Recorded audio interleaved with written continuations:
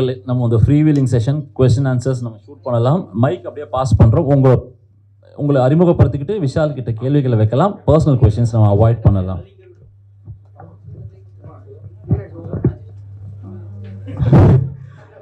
Vishal sir, ரொம்ப சந்தோஷம். நேரத்தை கொடுத்து வந்ததுக்கு ரொம்ப ரொம்ப சந்தோஷம்.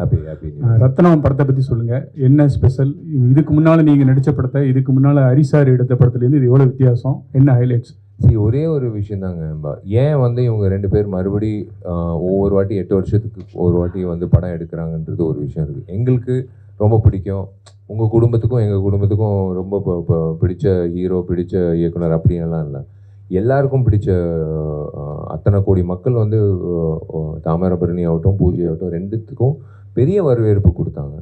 ஸோ ஹரிசார் பொறுத்த வரைக்கும் குடும்ப பாணியில் எல்லாம் குடும்பத்தில் இருக்க அத்தனை பேரும் வந்து மூஞ்சி சுழிச்சிக்காமல் வந்து படம் பார்க்கக்கூடிய ஒரு அந்த பட்டியலில் இருக்க இயக்குநர்களில் முக்கியமான ஒரு நபர் ஹரிசார். எங்கள் வீட்லேயே எங்கள் அம்மா நிறைய முறை கேட்டிருக்காங்க, இல்லை நீ பாட்டு வந்து நடிச்சுட்டே போகிற, ஏன்டா ஹரி டைரெக்ஷனில் பண்ண மாட்டேங்கிறேன்னு. எங்கள் அம்மா பயங்கர ஃபேனு, தீவிர ஃபேன்.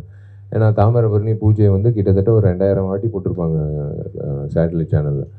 ஸோ நான் 3வது முறை அவரோட மறுபடியும் அதான் சொன்னேன், சார் 8 வருஷம் கழிச்சு என்ன சார் இது, ஒவ்வொரு 8 வருஷம் கழிச்சு நம்ம சந்திக்கிறோம்னு. ஸோ ஹரிசாரோட 3வது முறை வரும்போது we should make sure again audience வந்து அப்போ இருந்த மனநிலை வேறு, இப்போ இருக்கிற மனநிலை வேறு. ஆடியன்ஸு தாமிரபரணி மாதிரி வந்து நம்மளை ஏற்றுப்பாங்க, இல்லை பூஜையில் இருக்கிற மாதிரி நம்மளை ஏற்றுப்பாங்கன்னு இல்லை. இன்றைய ஆடியன்ஸோட மைண்ட் செட்டுக்கு என்னவோ அதுக்கேற்ற மாதிரி அவர் கண்டென்ட் ஒன்று பிடிச்சிருக்காரு. சத்தியமாக சொல்கிறேன், நான் கதை கேட்கும்போது வந்து எனக்கு ஒரு பயம். எப்போவுமே ஒரு ஆடியன்ஸை தான் நான் கேட்பேன். கேட்டு முடித்த உடனே ஒரு புது இயக்குனர்னால் ரொம்ப ஈஸியாக சொல்லிட்டு நழுவிடலாம். ஒரு பெரிய இயக்குனர் கதை சொல்லும்போது நம்ம என்ன சொல்ல போகிறோம், ஒருவேளை நம்மளுக்கு கதை பிடிக்கலன்னா என்ன சொல்ல போகிறோம், எப்படி சொல்லி. ஆனால் சார் சொல்லும்போது உண்மையிலே அந்த 1/2 மணி நேரம் கழித்து ஒரு பாயிண்ட் வச்சுருக்கார் படத்தில். நான் மட்டும் இல்லை, டிஎஸ்பி தேவிஸ்ரீ பிரசாதும் சரி, ஃபஸ்ட் டைம் அவரோட இணையரம் இத்தனை வருஷம் கழித்து 19 வருஷத்தில். ஹீரோயினும் சரி, முரளி சர்மா சாரும் சரி, சமுத்திரகனி அண்ணனும் சரி, யோகி பாபு டார்லிங் ஆகட்டும், யாராக இருந்தாலும் அந்த ஸ்கிரிப்டை கேட்கும்போது அந்த இடத்துல அப்படி அது எதிர்பார்ப்பு பார்க்காத விஷயம் ஒன்று வச்சுருந்தார். அதுதான் ஹரி. அவர் வந்து இன்றைய காலகட்டத்துக்கு எப்படி அவரையும் மாற்றிக்கணும், விஷாலையும் புதுசாக காட்டணும், நானும் விஷாலும் சேர்ந்து வர படத்தோட ரத்தனம் வந்து எப்படி வித்தியாசமாக இருக்கணுன்றது ஒரு விஷயம் வச்சுருக்காரு. அது கண்டிப்பாக வந்து ஒரு ஹோல்சம் ஃபேமிலி என்டர்டெய்னரில் என்னை மறுபடியும் நான் கொண்டு வரேன்றது எனக்கு ரொம்ப சந்தோஷமாக இருக்குது. எனக்கு என்னென்னா, நல்லதோ கெட்டதோ அன்னைக்கு தேர்வு செஞ்சதுக்கப்புறம் எனக்கு பயம்ன்றது போயிடும். நான் ரிலீஸ் வரைக்கும் வந்து ரிலீஸ் முன்னாடி பயப்படுறது, ரிலீஸ் எப்படி ரிலீஸ் அதாவது என்ன மாதிரி வரவேற்பு வரும், அதெல்லாம் நான் என்றைக்குமே எதிர்பார்க்க மாட்டேன். ஜனங்கள்கிட்ட நம்ம நல்ல படம் கொடுக்க போகிறோம், அதுக்கப்புறம் ஜனங்க தான் நிர்ணயிக்கப்படுவாங்க. ஸோ பட் இன்றைக்கி இருக்கிற காலகட்டத்தில் எல்லாருக்கும் தெரியும், ஒரு படம் ரிலீஸ் பண்ணோன்னா படத்தில் இருக்கிற வில்லனை விட வெளியில் இருக்கிற வில்லன்கள் ஜாஸ்தி. அவங்களெல்லாம் வந்து தாண்டி வந்து படத்தை ரிலீஸ் பண்ணணும். ஸோ அதெல்லாம் தாண்டி இன்றைக்கி ஹரி சாரோட இணையிற ரத்னம் திரைப்படம் April 26 வரும்போது, எதுக்காக April 26? ஏன்னா விடுமுறை காலத்தில் தான் வந்து எல்லோரும் அவங்கவுங்க பசங்க ஸ்கூல் லீவ் விட்டுருப்பாங்க, காலேஜ் லீவ் விட்டுருப்பாங்க, எல்லோரும் வந்து என்டர்டெயின்மெண்ட்காக எங்கிட்டு போவாங்க. இந்த வெயில் காலத்தில் வந்து ஜாலியாக ஒரு 2.5 hours ஒரு படத்தை ஜாலியாக ஒரு படம் பார்த்துட்டு வந்தது. அதுதான் மார்க் ஆண்டனியோட வெற்றி.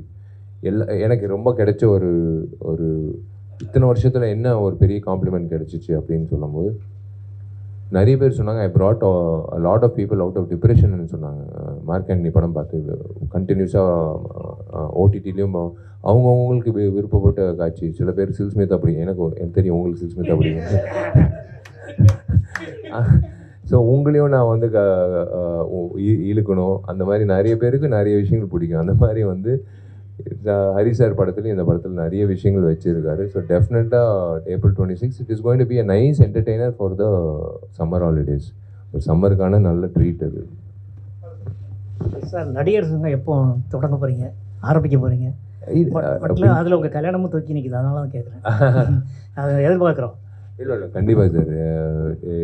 அதான் பில்டிங் கட்டுறது சாதாரண விஷயம் இல்லை. இந்த மாதிரி இப்போ ஒரு பில்டிங் எழுப்பியிருந்தால் எப்பயோ நாங்கள் வருஷத்துலேயே எழுப்பியிருப்போம். ஆனால் ஒரு ஐகானிக் பில்டிங் பண்ணுறது வந்து ஒரு வித்தியாசமாக பண்ணணும். அது படமாக இருந்தாலும் சரி, நம்ம செயல்பாட்டிலையும் சரி, ஒரு பில்டிங் வந்து திரும்பி பார்க்க வைக்கிற மாதிரி தமிழ்நாடே வந்து இப்போது யாராவது எங்கிட்டையாவது நாகர்கோவிலேருந்து கிளம்பி சென்னைக்கு வராங்கன்னா ஒரு 8 பார்த்துட்டு போயிடலாமா, எம்ஜிஆர் சமாதியை ஒரு வாட்டி பார்த்துட்டு போயிடலாம் அப்படின்ட்டு எல்லாரும் வருவாங்க. அது இயல்பான ஒரு விஷயம். அதே மாதிரி ஒரு 8 பார்த்துட்டு போயிடலாமா, நடிகர் சங்கம் பில்டிங்னு சொல்கிறாங்களே இப்போ ரொம்ப வித்தியாசமாக இருக்கே, போய் பார்த்துட்டு வரலாமான்ற ஒரு உணர்வு தான் நாங்கள் வந்து இவ்வளோ கஷ்டப்பட்டு போராடி கொண்டு வரோம். இந்த வருடத்துக்குள்ளே நாங்கள் வந்து கொண்டு வந்துடுவோம். பில்டிங் வந்துடும். கல்யாணம் நான் அப்புறம் சொல்கிறேன். கண்டிப்பாக சார். அது ஏன் வைக்கிறோன்னா முக்கியமாக 2 விஷயங்கள் இது. ஒன்று வந்து ஒரு அரங்கம் ஒன்று வைக்கிறோம். எப்போவுமே நம்ம வந்து நீங்கள் பார்த்தீங்கன்னா சென்னையில் எந்த பெரிய நீங்கள் அவார்ட் ஃபங்க்ஷன் வந்து எல்லாமே ஹைதராபாத், பாம்பேயில் தான் வைக்கிறாங்க. ஏன்னா நம்மக்கிட்ட அந்த மாதிரி ஒரு ஆடிட்டோரியம் கிடையாது. ஸோ முதல்ல அது வந்து போக்குறதுக்காக வைக்கிறோம்.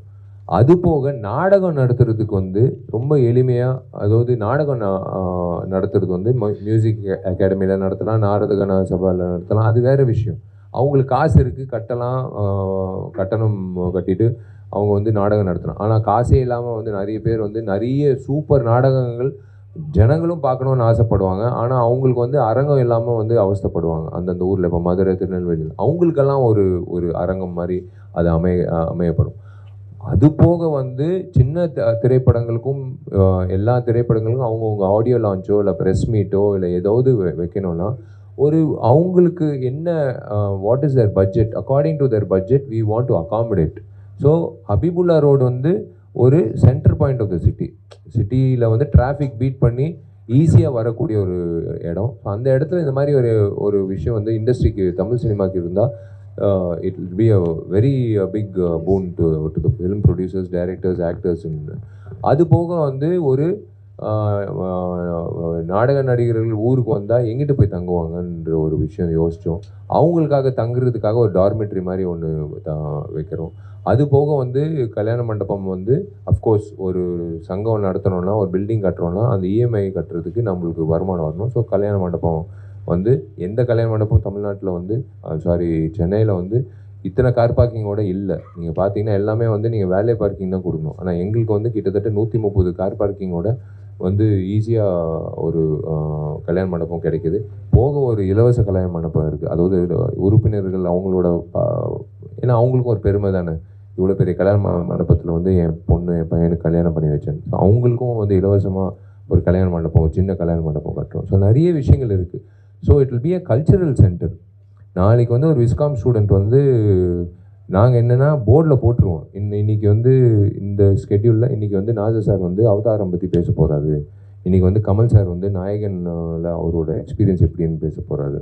ஸோ நீங்கள் ஒரு விஷுவல் கம்யூனிகேஷன் டிபார்ட்மெண்ட் வெளியில் எப்படி ஒரு போர்டு வந்து இன்றைய நிகழ்ச்சிகள் இதெல்லாம் இருக்குது, இவங்கெல்லாம் வராங்க அப்படின்ற மாதிரி செம்மொழி பூங்காவில் நீங்கள் பார்த்தீங்களா ஆம்பி தியேட்டர், அந்த மாதிரி ஒரு ஆம்பி தியேட்டர் அமைக்கப்படும்.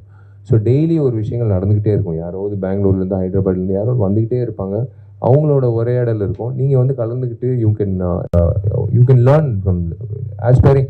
இப்போ ஷூட்டிங் முடிச்சுட்டு அவங்கவுங்க வீட்டுக்கு போவாங்களே, ஆனால் நிறைய பேர் ஜூனியர் ஆர்டிஸ்ட் ஆகட்டும் எல்லோரும் எங்கிட்டேயாவது போய் ஒரு 1/2 மணி நேரம் உட்காந்து ஒரு மெடிடேட்டிங் ஸ்பேஸ் வேணும், யார்கிட்டயாவது பேசணும், இன்றைக்கி நடந்த கஷ்டங்கள் அப்படின்லாம். ஸோ அதுக்காக ஒரு இடம் மாதிரி வந்து கல்ச்சுரல் சென்டர், ஒரு விலாசம், எல்லாருக்கும் ஒரு விலாசமாக இருக்கட்டும்னு தான் அது பண்ணுறோம். 20 வருட கலைப்பயணத்துக்கு முதல் வாழ்த்துக்கள் உங்களுக்கு. ஸோ இந்த 20 வருஷ பயணம் உங்களுக்கு என்ன சொல்லி கொடுத்துருக்கு? இதில் கற்றுக்கிட்ட விஷயம் என்ன? பொறுமை தான். நிறைய விஷயங்கள் கற்றுக் கொடுக்கும். பட் கடைசியாக வந்து என்ன அதனால கற்றுக் கொடுத்ததுனால என்ன வந்ததுன்றது தான் முக்கியம். எனக்கு பொறுமை தான் கற்றுக் கொடுத்துச்சு. பொறுமையாக விஷால், ஒன்றும் பிரச்சனை இல்லை, இது வந்து ரேஸ் கிடையாது, இது மேரத்தான்.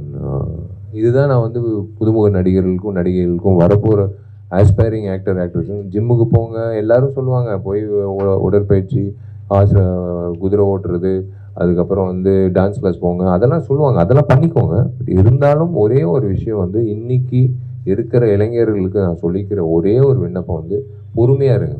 இந்த வருஷம் வரலையா வாய்ப்பு, காத்துட்டு இருங்க, கடவுள் உங்களுக்கு ஒரு கதவு திறப்பார். அது அடுத்த வருஷமாக இருக்கட்டும், வெயிட் பண்ணுங்க.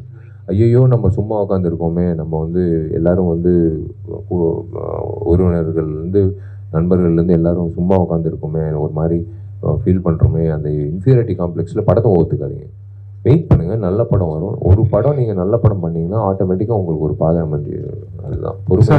சென்னை நுங்கம்பாக்கத்தில் இருக்க லயோலா கல்லூரி பற்றி சொல்ல வேண்டியதில்லை, ரொம்ப பாரம்பரியமான கல்லூரி. ஆமாம்.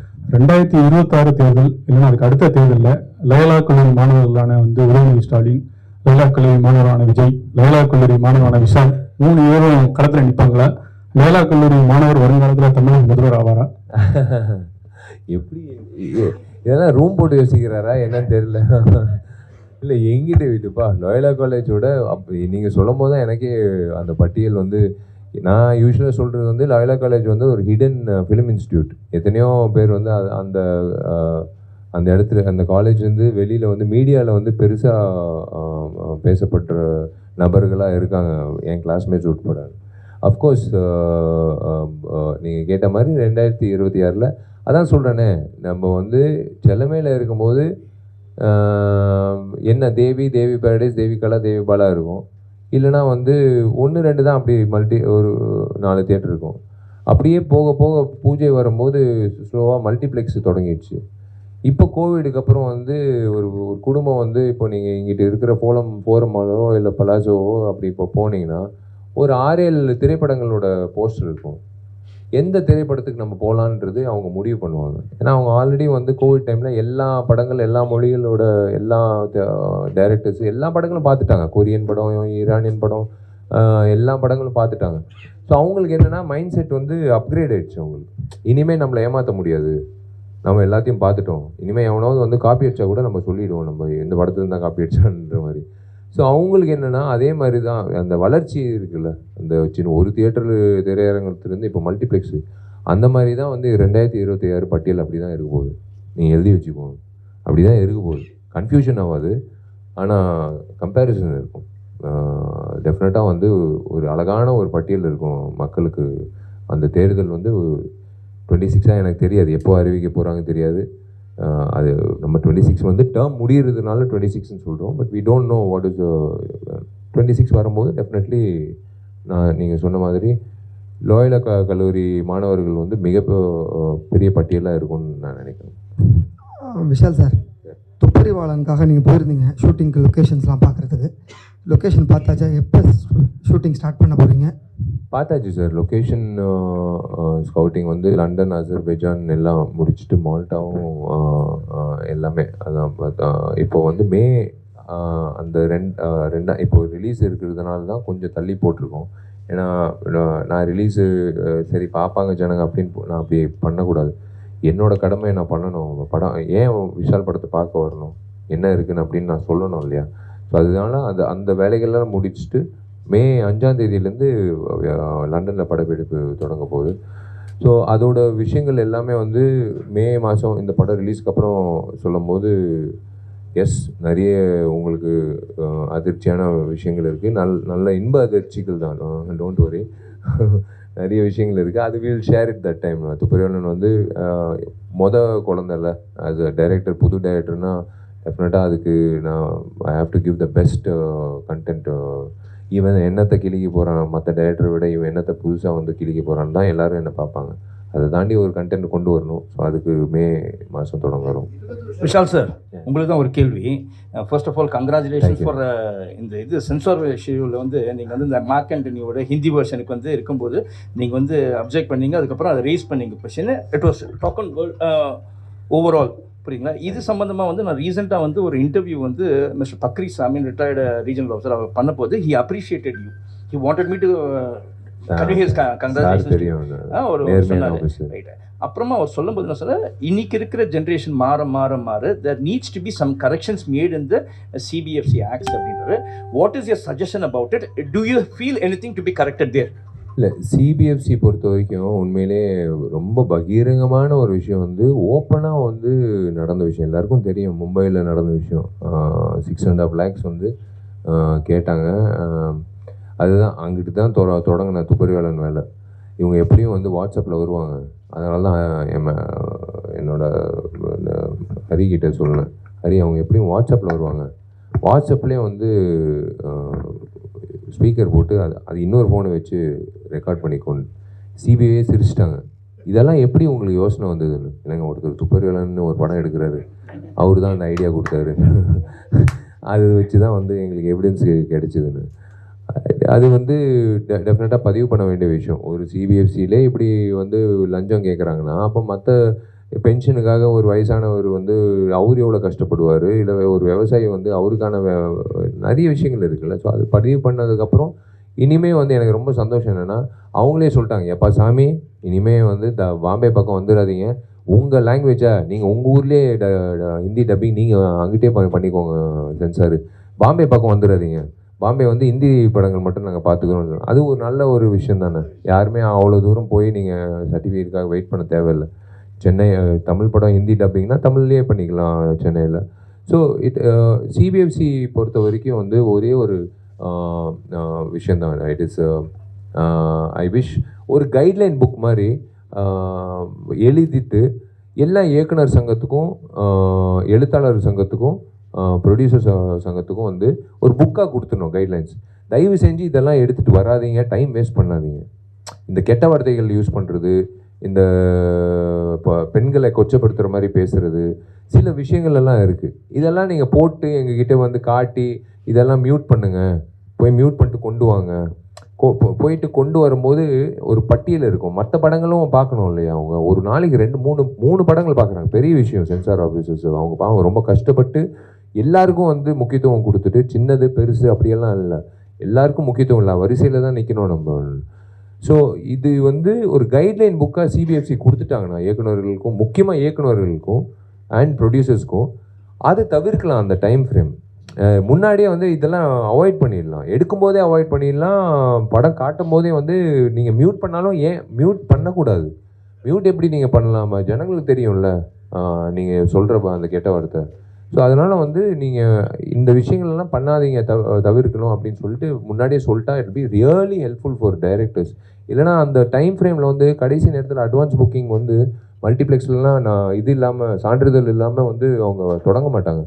அந்த நேரத்தை பார்த்து நம்ம வந்து மிஸ் பண்ணக்கூடாது. ஏன்னா புதன்கிழமை அன்றைக்கி வந்து அவன் போய் அந்த படத்தை வாங்குறதுக்கு வாய்ப்பு இல்லைன்னா அடுத்த படத்துக்கு போயிடுவான், மிஸ் பண்ணிடுறோம் audience. So that's what a guideline book. அதுதான் that will be a nice thing. Vishal sir, நடிகை சங்கத்தில் இப்போ ட்ராமாவுக்கு தேட்டர் கட்டினீங்க. 25 வருஷத்துக்கு முன்னே பார்த்தீங்கன்னா நடிகை சங்கத்தில் போட்டி நாடகம் நடத்துவாங்க. போட்டி நாடகம் நடத்தி அதில் வந்து விருதெல்லாம் கொடுப்பாங்க. அது மட்டும் இல்லாமல் அதுலேருந்து நிறைய கலைஞர்கள் சினிமாவுக்கு வந்திருக்காங்க. உதாரணத்துக்கு பரோட்டா சூரி நடிகை சங்க நடிச்சவர் தான். ஸோ அது மாதிரி போட்டி நாடகம் நடத்தி அவார்டு கொடுப்பீங்களா? அதே மாதிரி கலைச்செல்வம் விருது ஒன்று கொடுப்பாங்க, அந்த விருதெல்லாம் கொடுப்பீங்களா? இல்லை, கண்டிப்பாக. அப்படியா? இல்லை, அதுதான் நல்ல விஷயம். அவர் அவ்வளோ உணர்ச்சியோடு சொல்கிறாருன்னா உண்மையிலேயே அந்த அங்கீகாரம் தானே. அவருக்காக நான் அவர் கேட்கலையே, அது அந்த வர்க்கத்துக்காக, அந்த ஃப்ரெட்டர்னிட்டிக்காக கேட்குறாரு. அதுதாங்க நாங்கள் முக்கியத்துவம் கொடுக்குறோம். சினிமாவுக்கு மட்டும் முக்கியத்துவம் கொடுத்துக்கிட்டு பண்ணிகிட்டே இருக்கக்கூடாது. தியேட்டர்லேருந்து வந்தவன் நான் கூத்துப்பட்டியிலேருந்து வந்தவன். என்னை வந்து கூத்துப்பட்டியில் சேர்த்து நான் 6 months வந்து கூத்துப்பட்டியில் முத்துசாமி ஐயா கிட்ட நான் வந்து கற்றுக்கிட்டு நான் அதுக்கப்புறம் தான் செலமையில் தொடங்கினேன். தியேட்டருன்றது ரொம்ப முக்கியங்க. இப்போ இருக்கிற நடிகர்களுக்கு வந்து கட்டு இன்னொரு வாட்டி பண்ணலாம். தியேட்டர்லலாம் அப்படி கிடையாது. கண்டினியூஸாக 2.5 மணி நேரம் நாடகம்னா 2.5 மணி நேரம் நம்ம பண்ணுறது வந்து வியந்து பார்க்க வேண்டிய ஒரு விஷயம். அந்த தியேட்டர் ஆர்டிஸ்ட்டை வந்து ஃபஸ்ட்டு இந்த பழைய காலத்து மேக்கப்பு, பழைய காலத்து காஸ்டியூம் வச்சுக்கிட்டு இன்னும் பாவம் நாடகம் நடத்துகிறாங்க ஒவ்வொரு ஊர்லேயும். அவங்கள வந்து அப்கிரேட் பண்ணணும். அதே சமயத்தில் நீங்கள் சொன்ன மாதிரி அவங்களுக்கு ஒரு பிளாட்ஃபார்ம் வேணும். யாருக்காக இருந்தாலும் ஒரு பிளாட்ஃபார்ம் வேணும். எல்லாரும் எங்களை பார்க்குறாங்க, அரங்கம் நிறைந்த ஒரு ஆடியன்ஸ் மத்தியில் நம்ம ஒரு ட்ராமா பண்ணும்போது உற்சாகமாக இருக்கும். இப்போ நான் ஆடியன்ஸாக வந்து மைக்கு வச்சுக்கிட்டு யாருமே இல்லாமல் வந்து இந்த நாடகம் நடத்தினோன்னா உள்ளுக்குள்ளே ஒரு மாதிரி ஒரு விஷயம் நடக்கும். அதுதான் வந்து நாங்கள் பண்ணுறோம். டெஃபினட்டாக வந்து தியேட்டரை எப்படி கௌரவப்படுத்துறது, தியேட்டர் ஆர்டிஸ்ட்டை எப்படியெல்லாம் பண்ணலாம், எப்படியெல்லாம் வந்து அவங்கள ஊக்கப்படுத்தலான்றது தான் கண்டிப்பாக வந்து இடம்பெறும் நடிகர் சங்கத்தில். சார் விஷயத்தில் எல்லாரும் கேட்டாச்சு. ஃபைனல் கொஸ்டின், அதாவது இன்னைக்கு நீங்கள் பேசும்போது 10 லட்சம் புதிய வாக்காளர்கள் வந்துகிட்டே இருக்காங்க. வருஷம் அது வந்து 10, 12, 13 ஆகிட்டு தான் போகுது. பல பேர் நான் ஐபிஎஸ் விட்டு அரசியலுக்கு வந்துட்டேன்றாங்க, சில பேர் நான் நடிக்கிறத விட்டு அரசியலுக்கு வரேன்றாங்க. பட் இந்த 10 லட்சம் இளைஞர்களுக்கு இது போதுமா? அவங்க கரியரை விட்டுட்டு வந்துட்டா நாங்கள் வாக்களிச்சிருவோமா? இல்லை அவங்க பார்க்கக்கூடிய தலைமை பண்பு என்ன கேரி பண்ணிட்டு வரணும் புதுசாக வர லீடர்ஸ்? நியூ லீடர்ஸ் பொறுத்த வரைக்கும் get ready to face consequences. 20 வருஷம் முன்னாடி இருக்கிற வந்து அரசியல் தலைவர்கள் வந்து ஈஸியாக வந்து 4 மைக்கு தான் இருந்தது. 4 மைக்கு தான் இருந்தது. நியாயமான ஜேர்னலிசம் படிச்சுட்டு மாஸ் கம்யூனிகேஷன் படிச்சுட்டு அவங்க நியாயமாக 4 கேள்வி கேட்பாங்க. அது கரெக்டாக இருக்கும். எல்லாமே ஆராய்ச்சி பண்ணி எல்லாமே வந்து கரெக்டாக கேட்பாங்க. அவங்க எல்லாரும் வந்துட்டாங்க ஜாம்பவங்கள். இன்றைய தலைமுறைக்கு வரக்கூடிய இளைஞர்களாக இருக்கட்டும், யாராக இருந்தாலும் புதுசாக கட்சி தொடங்குறவங்க இல்லை ஒரு அரசியல்வாதியாக நல்லது பண்ணணுன்ற அரசியல்வாதி, அதுதான் நான் சொல்கிறேன். அரசியல்ன்றது துறையாக நினச்சி இதில் சம்பாதிக்கலாம்னு நினச்சி வந்தீங்கன்னா கண்டிப்பாக உங்களுக்கு வந்து சருகல் தான். நீங்கள் வந்து எல்லாத்தையும் மறந்து இழக்கணும், நிறைய விஷயங்களை இழக்கணும். ஏதாவது ஒரு விஷயத்த வந்து நீங்கள் வந்து சாதிக்கணும்னா ஒரு விஷயத்தை இழக்கணும். ஸோ அந்த இழப்பு வந்து நீங்கள் அது மனசில் வச்சுக்கிட்டு நீங்கள் அடுத்தது வந்து அரசியலுக்கு வரும்போது ஒரு விஷயம் இருக்குது, 150 கேமரா இருக்கும் உங்கள் முன்னாடி. அதில் சில பேர் வந்து ஜேர்னலிஸ்ட்டே இருக்காங்க. ஓப்பனாக நான் சொல்கிறேன். இன்றைக்கி வந்து சும்மா ஒரு ஃபோனை வச்சுக்கிட்டு சம்மந்தமே இல்லாமல் வந்து ஒரு கேள்வி கேட்பார். யாருன்னு பார்த்து இவர் யாருன்னு கண்டுபிடிக்கிறதுக்குள்ளே அவர் பயந்து உள்ளே போயிடுவார். ஆனால் கேட்குற கேள்வி வந்து பயங்கரமாக இருக்கும். ஆனால் கோவப்படக்கூடாது. அவங்களுக்கும் பதில் சொல்லணும். அவர் ஏதோ ஒன்று சொல்லுவார், ஆனால் சம்மந்தமே இல்லாமல் கேள்வி கேட்பார். பட் அதான் சொல்கிறேன்னே, எதுக்கு இந்த அவங்க மேடம் கேட்ட மாதிரி என்ன கற்றுக்கிட்டீங்கன்றதுன்னு, அதுதான் பொறுமை ரொம்ப முக்கியம் அரசியல்வாதிக்கு கூட. இந்த வரக்கூடிய அரசியல்வாதிகள் கூட, புதுசாக வரக்கூடிய அரசியல்வாதிகள் கூட. ஸோ வாக்காளர்கள் வந்து புது வாக்காளர்கள் வந்து கண்டிப்பாக ஏன் ஓட்டு போடணும்னா it's an experience in life. அந்த மை போடும்போது அந்த மை போடுறதுக்கு 3 நாள் ஆகும். அது ஒரு விஷயம். அந்த மை போடுறதுக்கு முன்னாடி வந்து ஒரு எக்ஸ்பீரியன்ஸ் இருக்கும். அதான் நேற்றே கேட்டேன் நான். இப்போ யாரோ என்ன கேட்டாங்க, ஒரு இளைஞர் கேட்டாங்க, ஒரு 3rd இயர் ஸ்டூடெண்ட்டு.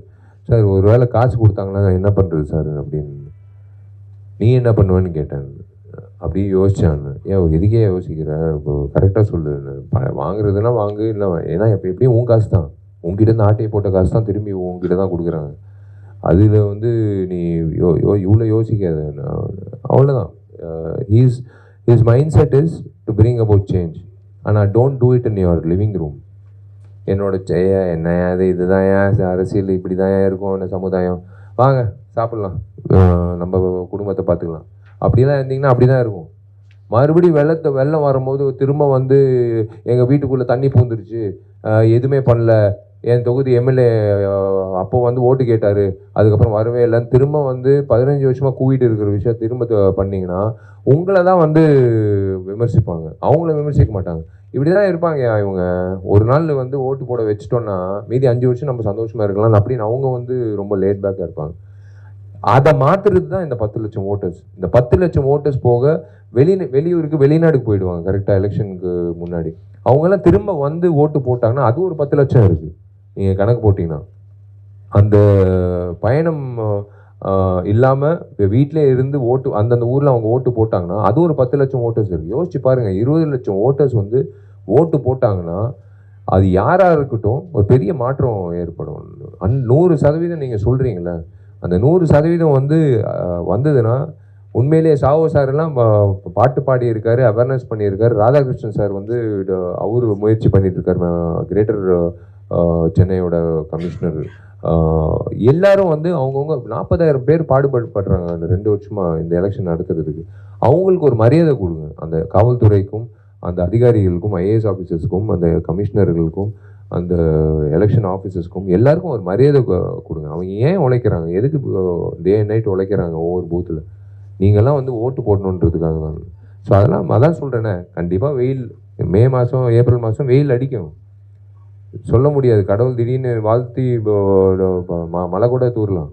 அதை தாண்டி வந்து க்யூ வந்து எங்கிட்ட இருந்தாலும் க்யூ.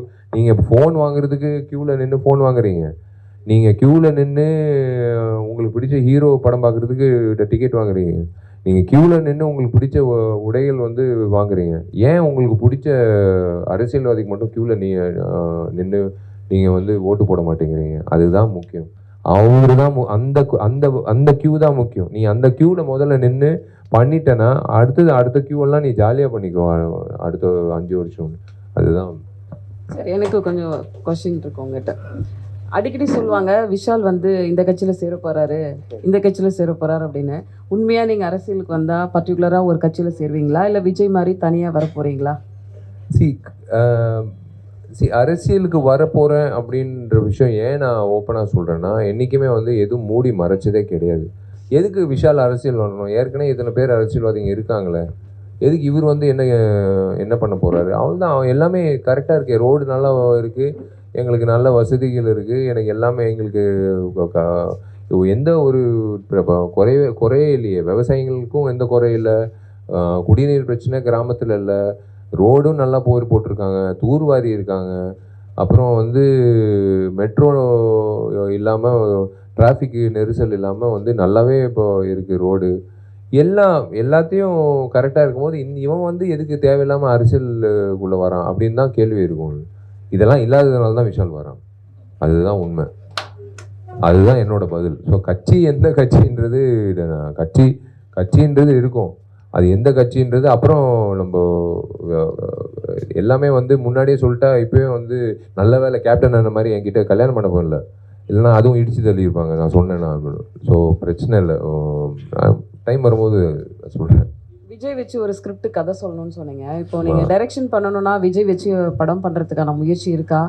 யாரை வச்சு படம் பண்ணணும்? எனக்கு நான் ஏற்கனவே ஃபோனே போட்டு மேனேஜர்கிட்ட, சார் இந்த மாதிரி விஜய் அவர்களுக்கு கதை சொல்லணும்னு. யார் சார் டைரக்டரு? சொல்லுங்கள் சார். சார் இல்லை சார், நான் தான் சார் டைரக்டரு, நான் தான் கதை சொல்லணும்னு.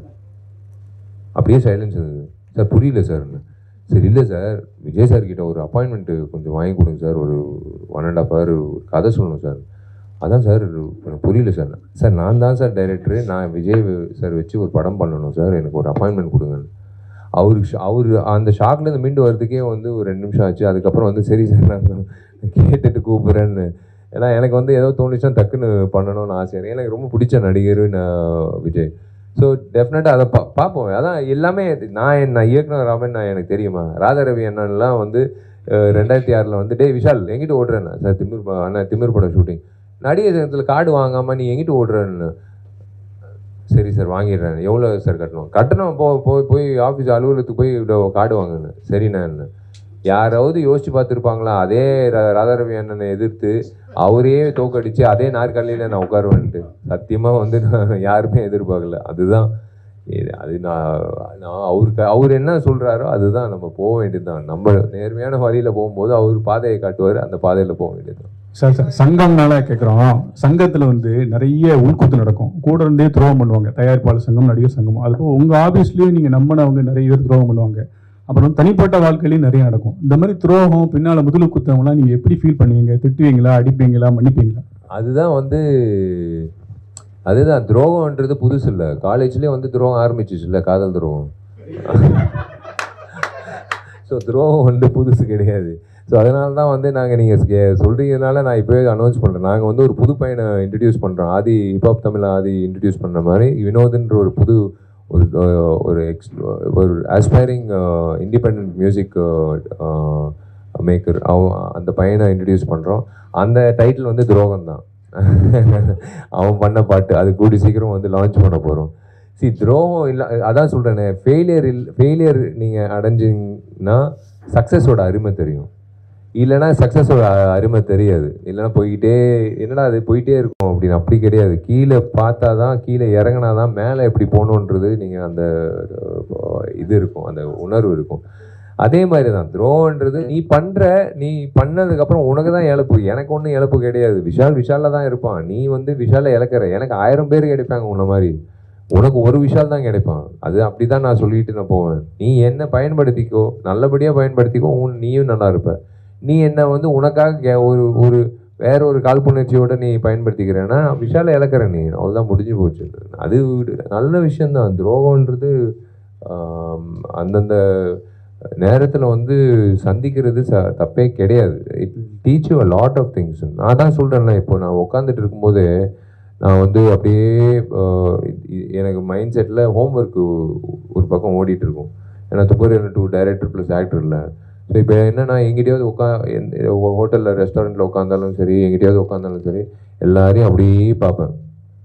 அவர் வந்து நேற்று நைட்டு தூங்கினாரா, இல்லை 4 மிஸ் கால் இருக்கும் கண்டிப்பாக. 2 கேர்ள் ஃப்ரெண்டு, இன்னொன்று 2 ஆஃபீஸு, அந்த மாதிரி வந்து ஒவ்வொரு விஷயம் ஓடிக்கிட்டே இருக்கும் எனக்கு. அந்த மாதிரி தான் நான் வந்து already I know who is having an ulterior motive. அதாவது சொன்னல, எண்ணம் போல் வாழ்க்கைன்றது ஒரு விஷயம். அது இல்லாமல் வந்து ஜென்ரலாக வந்து வெளியில் ஒன்று சொல்கிறது, உள்ளுக்குள்ளே ஒன்று வச்சுக்கிறது, நிறைய பேர் நம்ம சந்திக்கிறது நல்லது தான் வாழ்க்கையில். 2026 பட்டியல் ரொம்ப அற்புதமாக இருக்கும்னு சொன்னீங்க சார். அந்த பட்டியல் உங்கள் பேர் இருக்குமா? கண்டிப்பாக இருக்கும். நான் தான் சொல்கிறேன்ல.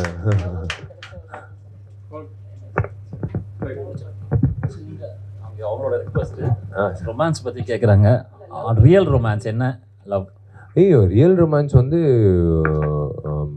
It's only cinema.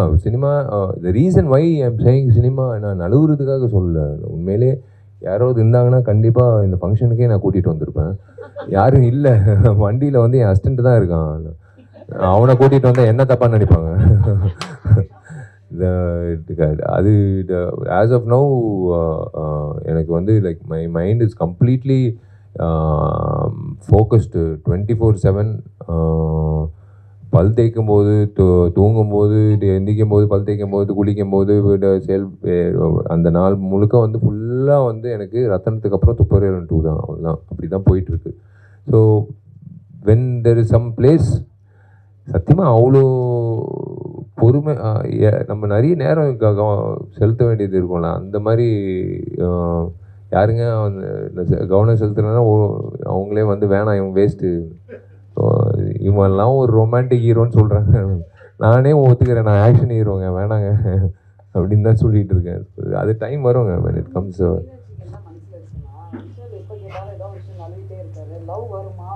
ஐயோ, லவ் வராமல் விஷால் எப்படின்னு? அதெல்லாம் லவ் எல்லாம் பண்ணாமல் எப்படி இருக்க முடியும்? லவ் பண்ணாதான் வந்து உங்களோட லைஃபே வந்து பிரைட்டாக இருக்கும். நிறைய விஷயங்கள் வந்து அது சம்மந்தப்பட்ட விஷயங்கள் தான் இருக்கும். அதெல்லாம் நான் லவ் இல்லாமல் யாருங்க இருக்க முடியும்? ஏலியன் கூட லவ் பண்ணுறாங்க இப்போலாம். நம்மளும் வந்து ஒன்றுமே இல்லை. Right Vishal sir, thank you. Last question. அது அப்போது எலெக்ஷன் டைமில் 2015 வந்து எவனோ ஒரு பரதேசி, அவன் பேர் சொல்லியிருந்தா கூட பேர் சொல்லியிருப்பேன். பட் அதான் அது யூ ஷுட் ஃபேஸ் ஆல் தட்டுங்க. அது சும்மா வந்து என்ன அதான் வீட்டில் எப்படி உங்களுக்கு ஊக்கப்படுத்துகிறாங்க அப்படின்றது ரொம்ப முக்கியம். நம்மளாம் வந்து தைரியமாக போகிறது இல்லை. வீட்டில் வந்து எப்படி தைரியம் உங்களுக்கு கொடுக்குறாங்கன்றது தான். ஸோ அந்த வகையில் எங்கள் அம்மா அப்பா வந்து எனக்கு பயங்கரமாக தைரியம் கொடுப்பாங்க. ஸோ த்ரெட்னிங்ன்றது நிறைய விஷயங்கள் வருங்க, அந்தந்த டைமில் வரும். அதுதான் நான் சொன்னேன். அந்த டைமில் வந்து எங்கள் அம்மா எப்படி அது மாற்றுக்கருத்து, அது எப்படி அவங்கள மாறி அதே ஃபோன் காலுக்கு வந்து எப்படி வந்து அட்ரஸ் சொன்னாங்கன்றது தான். அந்த படத்தில் வர சீன் மாதிரி தான். குறிச்சி வச்சு கூட அவ்வளோதான், இதுதான் அட்ரஸ், நீ வேறு அட்ரஸில் போய் நின்று போகிற, அதுவும் 6 மணிக்கு மேலே வான்னு சொன்னாங்க. ஏன்னா 9 to 6 ஷூட்டிங்கில் இருப்பான், நீ பாட்டு வெயிட்டிங் இருப்பேன். 6:30 மணிக்கு மேலே அவன் வருவான், நீ அவங்ககிட்டயே பேசிக்கோ, என்ன வேணும், என்ன ஊற்றிக்கிறியோ நீ அவங்ககிட்டயே பேசிக்கோன்னு. Right sir, thank you Vishal sir. Thanks for being such a sport. Time ஆயிடுச்சு, விஷாலுக்கு நேரம் இல்லை. நாங்கள் சார் போகிறோம் சார். லாஸ்ட் தெரிலங்க. அது வந்து எங்களுக்கு பட்டியல் தெரியாது brother. April 26, September 15 Mark Antony, இதெல்லாம் வந்து நாங்கள் எப்பயோ முடிவு பண்ணுவோம். அந்த நேரத்தில் எந்த படம் வருதுன்னு யாருக்குமே தெரியாது. நாங்கள் அறிவிச்சிட்டோம். இப்போ நீங்கள் 26 ரத்னம் வருதுன்னு உங்களுக்கு எல்லாருக்கும் தெரியும்ல. அவர் அரசியல் 26 கேட்குறாரு. 2026 2026 ஆமாம்மா. என்ன பிரதர், ஃபஸ்ட்டு தனியாக வந்து நான் தனித்தன்மையாக வந்து என்ன சொல்லணுன்றது அதுக்குள்ளே நான் கூட்டணி போயிட்டேன்னா எப்படி பிரதர்? ஃபஸ்ட்டு வந்து நான் என்னன்றது நான் காட்டணும். அதுக்கப்புறம் வந்து ஒருத்தர் மேலே தோல் மேலே நான் என்ன அவ்வளோ வயசானவனா 2 பேர் மேலே தோலில் போட்டு இவங்க 2 பேர் சேர்ந்து 3 பேர் சேர்ந்து நாங்கள் வந்து கட்சி ஆரம்பிக்கிறோம் நான் சொல்ல முடியுமா? முதல்ல நான் வந்து தைரியமாக நின்று என் 2 காலில் நின்று நான் என்ன சொல்ல வரேனோ நான் வந்து சொல்லிவிட்டு அதுக்கப்புறம் வந்து அடுத்த கட்ட விஷயங்கள் வந்து என்ன நடக்குதுன்னு அப்போ பார்ப்போம். தேங்க்யூ விஷால்.